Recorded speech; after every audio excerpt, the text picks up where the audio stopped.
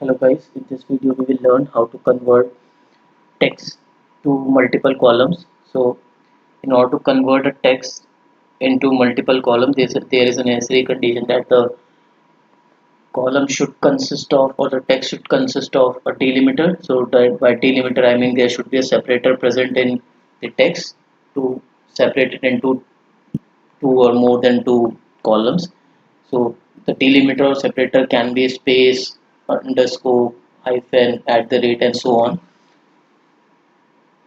So for example, suppose there is a store column, and in a store there is which is a unique identifier for a particular store, say Big Bazaar one, and that is a concatenation of store ID and store name. So for say store ID is 123 and your store name is Big Bazaar 1, and there is a underscore between store ID and store name. So the column first entry of that column would be 123 underscore Big Bazaar 1. So here the delimiter is underscore.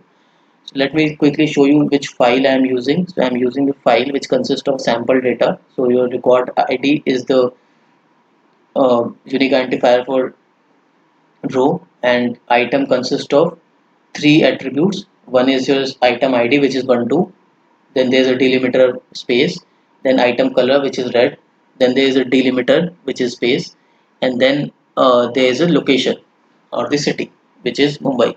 So now I want to split this item column into three different columns, one consisting of item ID, one consisting of item color, and the third consisting of item city or item place.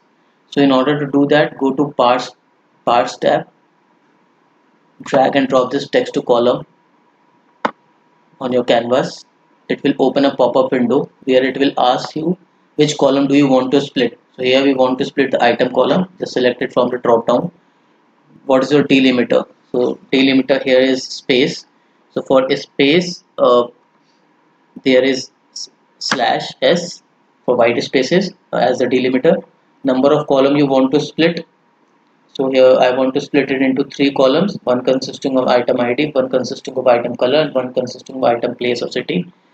Then extra character, suppose instead of three attributes, that item column have four attributes, so what to do about the fourth attributes, right? So I am giving it an option that leave the extra one in the last column. You can also choose other options like drop extra with warning, drop extra without warning, or throw an error.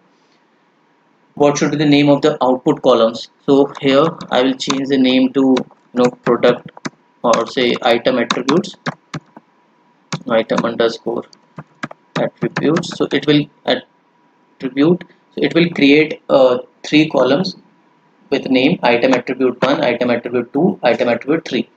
Here are other options which you can explore, and these are the advanced option.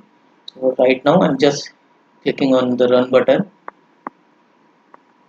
and it has a second to run this workflow. If you closely see the output, so first column is your record ID, second column is item which was present in the input file. Then it has created three more columns. One is item attribute 1 consisting of the item ID, second consisting of item attribute 2 consisting of item color, third consisting of item attribute third is item attribute 3 consisting of the city or the place. So we will discuss more about how to rename these particular columns in a set of next videos. I hope you like this video. Thank you. Please subscribe to our channel for updates. Thank you.